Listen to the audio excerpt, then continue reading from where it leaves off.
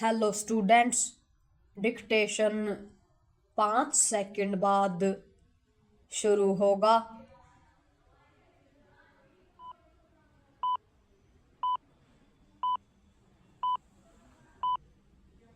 Start. Rahul Gandhi ने जिस तरह बर्लिन में वही सब बातें कही जो वे पहले न जाने कितनी बार कह चुके हैं, उससे यही स्पष्ट होता है कि उनके पास कहने के लिए कुछ नया नहीं रह गया है। वे इस समस्या से लंबे समय से ग्रस्त हैं। ऐसा नहीं है कि ऐसे मुद्दों का अभाव है जिनका उल्लेख कर जनता का ध्यान आकर्षित न किया जा सके, लेकिन राहुल गांधी जमीनी विषयों की अनदेखी कर सनसनी पैदा करने वाले ऐसे मुद्दों की ही तलाश में रहते हैं जिनका सार यह होता है कि भाजपा अनुचित तरीके से सत्ता पा गई है। चौकीदार चोर है से लेकर वोट चोरी और संविधान से लेकर संस्थाओं तक के खतरे में होने की उनकी बार बार दोहराई जाने वाली बातें यही बताती हैं कि वे न तो कुछ नया सोच पा रहे हैं और न ही जनता की नब्ज पर हाथ रख पा रहे हैं। यह केवल उनकी ही नहीं, उनके आसपास रहने वाले नेताओं की सीमित और संकुचित चिंतन को भी बयान करता है।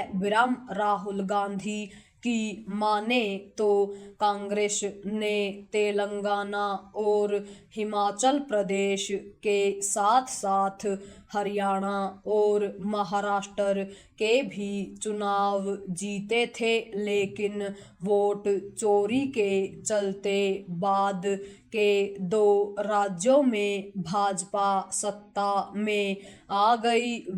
उन्हें उन लोकसभा चुनाव के नतीजों पर भी अविश्वास है जिसमें भाजपा अपने दम पर बहुमत नहीं पा सकी थी और कांग्रेस की ओर से 99 सीटें हासिल करने के कारण वे लोकसभा में नेता प्रतिपक्ष बने। पैरा राहुल गांधी मतदाता सूचियों के विशेष गहन पुनरीक्षण यानी SIR को भी वोट चोरी का पर्याय बता रहे हैं।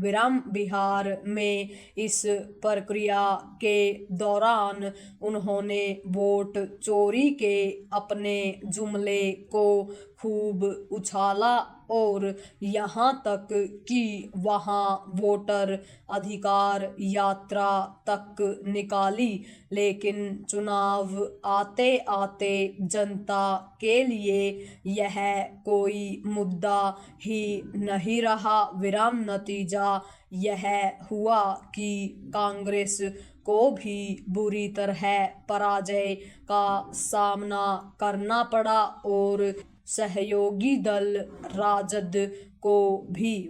बिहार के जनादेश ने यह साफ रेखांकित किया था कि मतदाताओं को वोट चोरी के आरोप में कोई दम नहीं दिखा, लेकिन राहुल गांधी इस मुद्दे को छोड़ने को तैयार नहीं। यह मुद्दा जनता की अदालत के साथ साथ सुप्रीम कोर्ट के समक्ष भी ठहर नहीं सका, लेकिन किन्हीं कारणों से राहुल गांधी दीवार पर लिखी इबारत पढ़ने को तैयार नहीं। विराम वे वोट चोरी के अपने आरोप के पक्ष में पुष्ट प्रमाण होने का दावा करते हैं, लेकिन अदालत भी नहीं जाते। विराम इसी तरह वोटर लिस्ट में कमियों की शिकायत करते हैं, लेकिन SIR भी नहीं होने देना चाहते। विराम वे अपनी और कांग्रेस की नाकामी की खीज चुनाव आयोग समेत अन्य संस्थाओं पर निकाल रहे हैं। विराम क्या इससे बड़ी विडंबना और कोई हो सकती है कि चुनाव आयोग जैसी संवैधानिक संस्था को देश के बाद विदेश में भी बदनाम करने का काम नेता प्रतिपक्ष करे?